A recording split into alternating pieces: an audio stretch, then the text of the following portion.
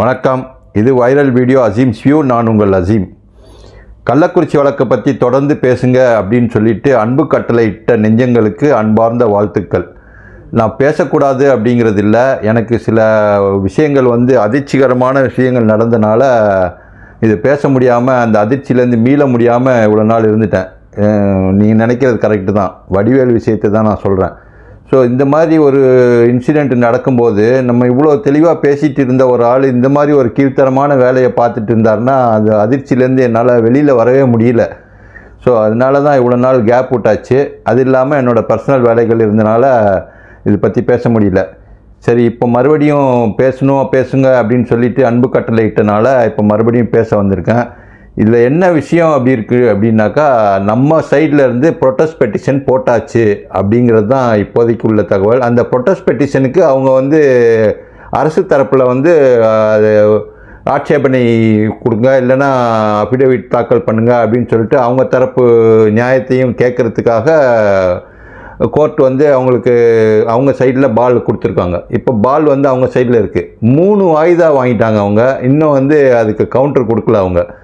So counter கொடுக்காம 2 வாய்தா போச்சுனாவே 3வது ஃபைனல் கொடுத்துருவாங்க. ஸோ இதில் அரசு தரப்பு அப்படிங்கிறனால 3 வாய்தா தாண்டியும் அவங்களுக்கு அடுத்த வாய்தா இந்த மாதம் மார்ச் மாதம் 20ஆம் தேதி கொடுத்துருக்காங்க. அப்படிங்கிறது தான் கொஞ்சம் வருத்தமளிக்கக்கூடிய விஷயமா இருந்தாலும் வேறு வழி இல்லை. அதுதான் சட்டம்.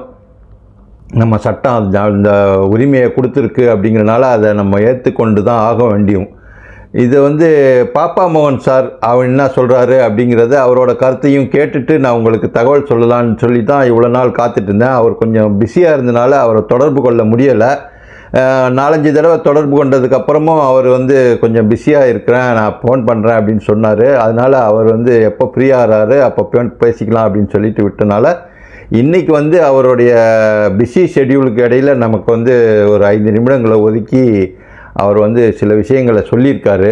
அவர் சொன்ன விஷயங்கள் என்ன அப்படின்னாக்கா, கடுமையான எதிர்ப்பு தெரிவிக்கிற மாதிரியான சில கருத்துக்களையும் அவர் சொல்லியிருக்காரு. அது என்னங்கிறத அவர் சொல்லும்போதே நீங்கள் கேட்டு தெரிஞ்சுக்குங்க. அதுக்கு முன்னாடி இந்த வழக்கில் பொறுத்த வரைக்கும் ப்ரொட்டஸ்ட் பெட்டிஷன் போடுறதுக்கு டிலே பண்ணிங்க அப்படின்னு சொல்லிட்டு இருந்தாங்களே தவிர, இப்போ அந்த ப்ரொட்டஸ்ட் பெட்டிஷனுக்கு ஆப்போசிஷன்லேருந்து போலீஸ் தரப்புலேருந்து அவங்களுடைய கருத்தை சொல்கிறதுக்கு 3 தடவை வாய்தா வாங்கியிருக்கிறது இந்த வழக்கை இழுத்தடிக்கிறதுக்கான ஒரு காரணமாக பார்க்கப்படுது அப்படின்றது மக்களோட கருத்தாக இருக்குது. ஸோ இங்கே ஃபோன் பண்ணி கேட்குறவங்களும் அதுதான் கேட்குறீங்க. ஏன் சார் இதை வாய்தான்னு போயிட்டுருக்காங்களே இந்த வழக்கை இழுத்தடிக்கிறதுக்கா? ஏறக்குறைய அந்த மாதிரி இழுத்தடிச்சா மக்கள் இந்த மறந்து போயிடுவாங்க. மறதிங்கிறது ஒரு தேசிய வியாதி அப்படின்னு சொல்லப்படுதில்ல. அந்த மாதிரியான விஷயங்கள், ஒரு சின்ன ஒரு கோடு இருக்குது, அந்த கோட்டை சின்ன கோடாக்கணுன்னா அது பக்கத்தில் ஒரு பெரிய கோடு வரைஞ்சிச்சுனாக்கா அந்த கோடு சின்னதாக போயிடும். ஸோ அப்போ உள்ள அந்த பிரச்சனை பெருசாக இருக்கக்கூடிய பிரச்சனை தான் தலை தூக்கி இருக்குமே தவிர, அதுக்கு முன்னாடி உள்ள பிரச்சனைகள்லாம் மறைஞ்சி போகிறதுக்கான வாய்ப்புகள் அதிகமாக இருக்குது அப்படிங்கிறதையும் நம்ம கருத்தில் கொள்ள வேண்டியிருக்கு. ஸோ அது நீர்த்து போகாமல் இருக்கணும்னா இந்த வழக்கை உயிரோட்டத்துக்கு கொண்டு வரணும் அப்படிங்கிறதுக்காக தான் நம்ம பேசிகிட்டு இருக்கோம்.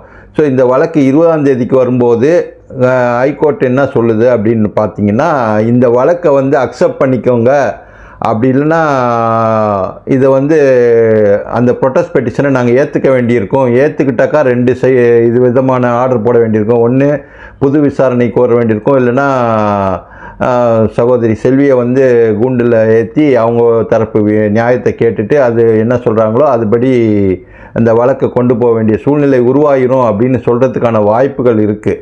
அது என்னங்கிறது 20ஆம் தேதி தான் தெரியும் அப்படிங்கிறதையும் பாப்பா மோகன் சார் சொல்லியிருக்காரு. அவருடைய ஃபோன் கால் ஆடியோவை நான் இதோட சேர்த்து போட்டிருக்கேன். அதையும் நீங்கள் நேரடியாகவே கேட்டுக்கோங்க அவர் வாயாலேயே. அவர் என்ன சொல்கிறார் இந்த வழக்கை பற்றி அப்படின்னு சொல்லிட்டு. அது மட்டும் இல்லாமல் இந்த வழக்கை பற்றி புதிய தகவல் ஏதாவது இருந்ததுனாக்கா எனக்கு அப்டேட் பண்ணுறதுக்கு எந்த சைட்லேருந்து சோர்ஸ் இல்லாமல் போயிடுச்சு இப்போது. ஸோ எனக்கு கிடைக்கக்கூடிய தகவல் ஒரே ஒரு இடத்துல இருந்து மட்டும்தான் வரக்கூடியதாக இருக்குது இப்போதைக்கு. அது பாப்பா மோகன் சார் அவங்கக்கிட்டேருந்து. ஸோ அந்த பாப்பா மோகன் சார் எப்போ எனக்கு தகவல் சொல்கிறாங்களோ அப்போ தான் நான் அந்த அப்டேட்ஸை கொடுக்க முடியும். ஸோ அப்படி இருக்கக்கூடிய ஒரு சூழ்நிலையில் இந்த வழக்கு அடுத்த கட்ட விசாரணை அப்படின்னு போச்சுனாக்கா விறுவிறுப்பாகக்கூடிய சூழ்நிலைகள் உருவாகலாம். அந்த மாதிரியான ஒரு சூழ்நிலைகள் உருவாச்சுனாக்கா இந்த வழக்கு விசாரணை சூடு பிடிக்கும் அப்படிங்கிறதான் தெரிய வருது. ஆனால் இந்த மாதிரியான ஒரு வழக்கில் வந்து குற்றங்கள் வந்து இந்த மாதிரி கடுமையான குற்றங்களுக்கு வந்து கடுமையான தண்டனைகள் விதித்தா மட்டும்தான் இந்த மாதிரியான குற்றங்கள் குறையும் அப்படிங்கிறது தான் மக்களோட கருத்து.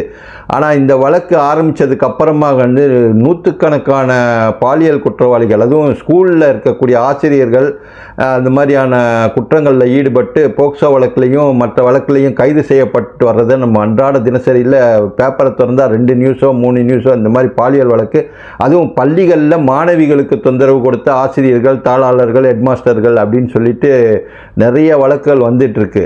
ஸோ இந்த வழக்குகள்லாம் வரக்கூடிய காரணம் என்னன்னா, மக்கள்கிட்ட அந்த ஆசிரியர்கள்கிட்டையும் சரி மக்கள்கிட்டையும் சரி அந்த பயம் இல்லாமல் போயிடுச்சு. அந்த பயத்தை வர வைக்கணும்னா என்ன செய்யணும் அப்படின்னா, இந்த மாதிரியான குற்றங்களுக்கு கடுமையான தண்டனைகள் கொடுக்கணும் அப்படிங்கிறது தான் என்னோட கோரிக்கை மட்டும் இல்லை, மக்களோட கோரிக்கையாகவும் இருக்குது. ஸோ இந்த மாதிரியான கடுமையான தண்டனைகள் இருந்தால் மட்டும்தான் இந்த குற்றங்கள் குறையும் அப்படிங்கிற வேண்டுகோளையும் வச்சு இந்த சட்டத்தையும் கொஞ்சம் மாற்றி இந்த குற்றங்களுக்கு தண்டனைகளை கடுமையாக்கணும் அப்படிங்கிற வேண்டுகோளோட பாப்பா மோகன் சார் ஆடியோவை உங்களுக்கு தரேன். நீங்கள் கேட்டு உங்களோட கருத்துக்களை வந்து கமெண்ட் செக்ஷனில் வந்து சொல்லுங்கள். வணக்கம் பாப்பா மோகன் சார்.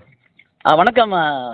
ரொம்ப நாளா வீடியோ போடலன்ட்டு உங்களோட கருத்தை மக்கள் ரொம்ப எதிர்பார்க்குறாங்க. நீங்கள் என்ன சொல்ல, இந்த வழக்கில் என்ன ப்ராக்ரஸ் இருக்குது அப்படிங்கிறத உங்கள் வாயால் சொன்னீங்கன்னா கொஞ்சம் நல்லாயிருக்கும். கண்டிப்பாக, நிச்சயமா நிச்சயமா. ஏன்னா இது வந்து எப்பயுமே ஒரு உண்மையை வந்து எப்பயுமே சூடாக வச்சுருந்தா தான் மக்களுக்கு தெரிஞ்சுக்க முடியும். வந்து என்ன ஒரு மிகப்பெரிய ஒரு கொடுமைன்னு சொன்னால், நாம் வந்து விழுப்புரத்தில் வந்து அங்கே இருக்கிற தலைமை குற்றவியல் நீதிமன்றத்தினால தான் முதல்ல வந்து இந்த வழக்கு வந்து தள்ளுபடி செய்யப்பட்டது. எதிர்த்து அங்கே வந்து ப்ரொட்டஸ்ட் பெட்டிஷன் போடணுங்கிறதுக்காக அது ஒரிஜினல் டாக்குமெண்ட்ஸ் எல்லாம் கேட்டு ஃபைட் பண்ணி அது போடுற நேரத்தில் தான் மாவட்டம் மாறி கள்ளக்குறிச்சி வந்துச்சிங்க. கள்ளக்குறிச்சி வந்த பின்னால நடுவர் இல்லாமல் இருந்தாங்க. அப்போ நடுவர் போட்டாங்க. நடுவர் விட்டால் நம்ம வந்து அங்கே டாக்குமெண்ட்ஸ் எல்லாம் கேட்டு அதுக்கு ஒரு சட்ட போராட்டம் நடத்தி அந்த டாக்குமெண்ட்ஸ் எல்லாம் வாங்கி நாம் வந்து இந்த சிபிசிஐடி நம்ம வந்து விழுப்புரம் போட்டதுங்கிறது வந்து சட்டவிரோதமானது, சரியானதில்லை, சரி விசாரணை பண்ணல என்பதனால் முறையில் வந்து ஆட்சேபனை பண்ணி அதை ப்ரொட்டஸ்ட் பெட்டிஷனை வந்து கடந்த 20/2/2025 ஃபைல் பண்ணோம். ப்ரொட்டஸ்ட் பெட்டிஷனை அந்த ப்ரொட்டஸ்ட் பெட்டிஷனை போட்டோம்னா அது அவங்களுக்கு காப்பி கொடுக்கணும், எப்பயுமே அரசுக்கு கொடுக்கணும், அரசு வழக்கறிஞர் கொடுக்கணும். அந்த அடிப்படையில் வந்து அவருக்கு வந்து வழக்கு ஒரு நகல் கொடுத்து அவர் ஆட்சேபனையும் போடுறதுக்காக 3 வாய்தா கடந்து போச்சு. இப்போ இது வரைக்கும் 3 வாய்தா போடல. அப்புறம் இப்போ வந்து வருகிற 20/2/2025 இப்போ போட்டிருக்குது. சரி, 23 போட்டிருக்கு. நாம ஃபைல் பண்ணது 22 ஃபைல் பண்ணிட்டோம். வந்து 23 இல்ல 22 தான் இருக்கும்னு நினைக்கிறேன். 23 இன்னும் வரலையே. 23 போட்டிருக்கு சொல்றேன். இப்போ வர 23 கேஸ். ஓகே ஓகே, கேஸ் வாய்தா போட்டிருக்கான். அதனால வர்ற 23 அன்னைக்கு அவன் கட்டாயம் வந்து ஃபைல் பண்ணணும். அப்படி ஃபைல் பண்ணலன்னா நீங்க எங்களுடைய வந்து ஆட்சேபனை முடிவை ஏற்றுக்கிட்டு விசாரிக்க தொடர்ந்து கேட்க போறோம். ஏன்னா இதை வந்து தொடர் விசாரணை கேட்டா நம்ம கேட்டுக்கிறோம். அது வந்து நீதிபதியுடைய விருப்புரிமையை பொறுத்து இருக்குது. அவங்க வந்து இது மாதிரி 3 வாய்தா கொடுத்தும் கூட போடாம இருக்கிறது சரியில்லைன்னு சொல்லி நம்ம ப்ரொட்டஸ்ட் பெட்டிஷனை ஏற்றுக்கிட்டாருன்னா, சிஎம்பி நம்பர் 177/2025 எண்ணில் தான் போட்டிருக்கிறோம். அதை ஏற்றுக்கிட்டாருன்னா ஒன்னா ஸ்ரீமதியை பொட்டியில் ஏற்றி விசாரிச்சு இந்த வழக்குக்குரிய முறையில வந்து சாட்சி பதிவு பண்ணணும் ஒண்ணு, அல்லது நாம கேட்ட தொடர் விசாரணை. ஏன்னா இதுல வந்து இன்னும் விசாரிக்கப்படாத பகுதிகள் பொருள் தொலைபேசி, சிசிடிவி மற்றும் இருக்கக்கூடிய அந்த வந்து போஸ்ட்மார்ட்டம் ரிப்போர்ட் கூடிய அனாமலிஸ் அந்த மாதிரி விஷயங்களை போறதுக்குமே ஒரு தொடர் விசாரணை போடலாம். இந்த 2 தான் மொத்த ஆப்ஷன். ஒன்னு தொடர் விசாரணை, ஃபர்தர் இன்வெஸ்டிகேஷன் உத்தரவு போடுறது, அல்லது செல்வியை வந்து பெட்டியில ஏற்றி 202 CRPC பழசு அது பிரகாரம் வந்து பொட்டியில ஏற்றி அவங்கள வந்து அவங்களுடைய சாங் செட் பண்ணி எடுத்து அதுல சாட்சிகள் விசாரிக்கிறது. இந்த 2 தான் இருக்குது. ஆகவே 20ஆம் தேதி அன்னைக்கு நம்ம எதிர்வாதம் போட்டுட்டாங்கன்னா நாம் உடனே அன்னைக்கே ரெடி சொல்ல போறோம். நம்ம வந்து ஆர்கியூமெண்ட்டை பொறுத்த அளவுக்கு நமக்கு அதில் ஆர்கியூ பண்ணணும். வந்து நம்ம வாதத்தை நாம் வைப்போம், அவர் வாதத்தை அவங்க வைப்பாரு. அதன் பேர் உத்தரவு போட்டு வரணும். இதுதான் நிலைமைங்க இப்ப. ஸோ நாம் என்ன நினைக்கிறோம்னா, இந்த காலதாமத்துக்கு காரணம் வந்து நீதிமன்றம் வந்து அரசுங்கிற முறையில் அவங்களுக்கு கொஞ்சம் வந்து வாய்ப்பு தராங்க. இல்லைன்னா 1 வாய்தா 2 வாய்தாவிலேயே லாட் சான்ஸ் போடுவாங்க. எப்பயுமே இதுல போடல. அப்படி இந்த முறை நாங்க வந்து கண்டிப்பா வந்து 3 முறைக்கு மேல வந்து போடாம இருக்காங்க. ஒரு வழக்கை வந்து நீங்க தள்ளுபடி பண்ணிட்டீங்க, அந்த தள்ளுபடி பண்ணத தப்புன்னு சொல்லி நாங்க போட்டுக்கிற வாய்தாவுக்கு அதே ஆர்வத்தை காமிக்கணுமா இல்லையா? அப்ப இந்த வழக்கு இழுத்தடிச்சுட்டு போய் மக்களுடைய கவனத்தை வந்து மறக்கடிக்கிறதுக்கான முறையில தான் பண்ண பாக்குறீங்க. ஏன்னா இது ஒரு சென்சிட்டிவ் மேட்டரு. இப்போ வேங்கை வயல்ல காமிச்சிருக்கிற அதே வேகத்தை இதுல காமிச்சிருந்தானா உண்மை கண்டுபிடிக்க முடியாதா? வேங்கை வயல்ல வந்து அந்த மனித மலத்தை கலக்கக்கூடிய இடத்த வந்து அந்த மக்களே ஊத்திருப்பாங்கன்னு சொல்லி நீ வந்து முடிவெடுக்கிறீங்க. காரணம் விஞ்ஞான பூர்வமாக நாங்க வந்து இந்தியாவிலேயே இப்பதான் முறையா நாங்க பண்ணிருக்கிறோம்னு சொல்லி பெருமை கொண்டது தமிழ்நாடு அரசாங்கம். அதே அரசாங்கம் ஏன் இந்த விஷயத்துல இவ்வளவு வந்து ஊனங்கள் இருந்து டிஸ்கிரிபன்சிஸ் இருந்து கூட ஹைகோர்ட்டே சுட்டி காமிச்சிருக்குது. போஸ்ட்மார்ட்டம் ஏற்றுக்கொள்ள முடியாம இருக்குது. பல சிசிடிவி ஓப்பனே ஆகல. இவ்வளவு தப்பு இருக்கும் போது நீங்களே இன்வெஸ்டிகேஷன் போடலாமே நினைச்சா. ஆமா, அதனால 20ஆம் தேதி வாதாடுவோம். மத்த இதா இருந்தா 2 கால் 3 கால் வாய்தாலேயே ஃபைனல் கால் போட்டுருவாங்க, முடிச்சிருவாங்க. ஒன்றும் ஆட்சேபனை போடுறதுக்கு என்ன, நீங்க தான் நல்லா தரவா இன்வெஸ்டிகேட் பண்ணி நாங்க வந்து தள்ளுபடிப்பட்டுன்னு சொல்றீங்களே. அப்ப ஆட்சேபனை போறதுக்கு உங்களுக்கு எவ்வளவு நாளா போகுது? நீங்க புதுசா போய் டாக்குமெண்ட் தர போறீங்களா? இருக்கிற டாக்குமெண்ட் வச்சு தான் பேச போறீங்க. ஆகவே இது திட்டமிட்ட காலதாமதம் பண்ணக்கூடிய முறை அது. ஏன்னா எல்லாமே தள்ளி போச்சு. பப்ளிக் மெமரி இஸ் ஆல்வேஸ் ஷார்ட்னு சொல்லுவாங்க. மக்களுடைய கவனத்திலிருந்து அதை சீக்கிரம் மறந்து போகும். அப்ப இது சாதாரண வழக்காய் போயிடும் அப்படி நினைக்கிறாங்க. ஆனா வந்து நிச்சயமாக வந்து இந்த வழக்கில் உண்மைத்தன்மை மெய்த்தன்மை இருக்கிறதுனால நம்ம மாதிரி இருக்கக்கூடிய மனித உரிமை போராளிகள் கண்டிப்பாக ஊடகங்களும் மக்களும் வழக்கறிஞர்களும் பாதிக்கப்பட்ட அந்த செல்வியும் தொடர்ந்து போராடுவாங்க. நாம் போராடுவோம். கண்டிப்பா சார், கண்டிப்பா. ரொம்ப நன்றி சார். உங்களோட பிஸியான டைம்ல எங்களுக்கு நேரம் ஒதுக்கி உங்களோட இந்த வீடியோ பிடிச்சிருந்ததுன்னா ஒரு லைக் போடுங்க.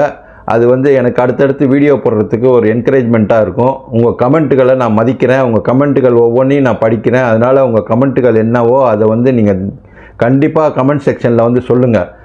அப்புறம் சப்ஸ்கிரைப் பண்ணாதவங்க கண்டிப்பாக மறக்காமல் சப்ஸ்கிரைப் பண்ணிக்கோங்க. இனிமேல் அடுத்தடுத்து வீடியோக்களை அப்டேட் பண்ணிகிட்டே இருக்கிறேன். நன்றி, வணக்கம்.